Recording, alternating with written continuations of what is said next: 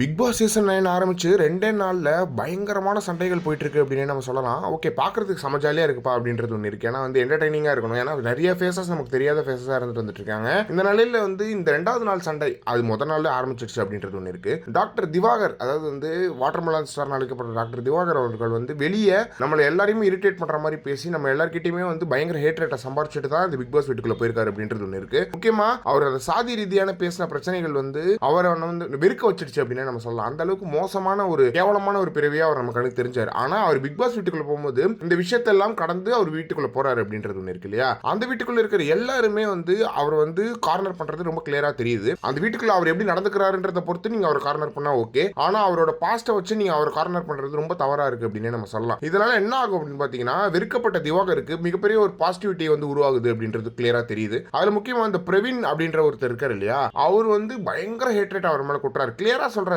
அவர் வெளியே பேசுறது எனக்கு பிடிக்கல, அதனால அவர் இந்த வீட்டுக்குள்ள எதிர்க்கிறார் அப்படின்றது இருக்கு. வெளியே எல்லாரும் என்னவானா இருந்திருக்கலாம், ஆனா அந்த வீட்டுக்குள்ளன்னு வரும்போது வெளியே இருக்கிற பாஸ்ட் ஹேட்ரேட்டரை வச்செல்லாம் இந்த வீட்டுல விளையாடக்கூடாது அப்படின்றது ஒண்ணு இருக்கு. அதே மாதிரி எல்லாருமே ரம்யா ஜோலாம் ஒண்ணுமே இல்ல, கண்ட்ரி ஃப்ரூட்னு சொன்ன வார்த்தைக்கு வந்து இவ்வளோ பயங்கரமா கொந்தளிக்கணும் அப்படின்லாம் கிடையாது. நார்மலான விஷயம் அது. அதுக்கெல்லாம் வந்து கடுப்பாகி பயங்கர மோசமா வந்து விமர்சனம் பண்றாங்க. அது எஃப்ஜே எல்லாம் வேணுன்ட்டே வராரு உள்ள.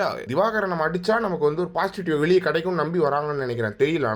ஆனா திவாகர் கார்னர் பண்ணப்படுறது ரொம்ப தவறு. அவர் வந்து பிக் பாஸ் கிட்ட பேச வந்தாலுமே சரி, அவர் சாரியை கேட்டாருங்க. அவர் கண்ட்ரி ஃப்ரூட்னு சொன்னது ஒன்றும் பெரிய தவறான விஷயம் கிடையாது. ஆனா அதுக்கு அவர் சாரின்னு கேட்டாரு. அந்த சாரி கேட்டதையும் உங்களுக்கு பொறுக்க முடியலையா. அந்த கடுப்புல திவாகரை போட்டு பாடா படுத்துறாங்க அந்த வீட்டுக்குள்ள அப்படின்றது ஒண்ணு இருக்கு. அவரு டாக்டர், அவர் பிசியோதெரபிஸ்ட், அவர் என்னவா இருந்தா உங்களுக்கு என்ன?